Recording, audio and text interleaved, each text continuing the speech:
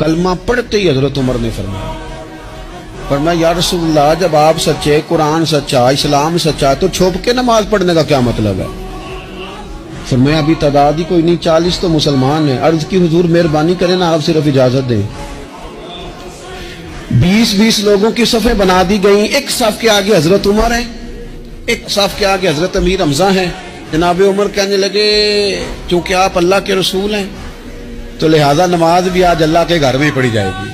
तो हजरत उमर बैतुल्लाह शरीफ के बीच खड़े होकर नारा लगाते हैं, फरमाते हैं मैं उमर हूं, तुम मुझे भी जानते हो, मेरे बाप को भी जानते हो, तुम मेरा कबीला भी जानते हो, मैंने पढ़ लिया है महबूब का कलमा।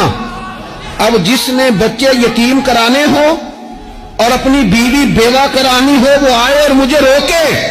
ये महबूब अल्लाह के हैं और घर भी अल्लाह का है, तो नमाज भी आज अल्लाह के घर में पढ़ी जाएगी।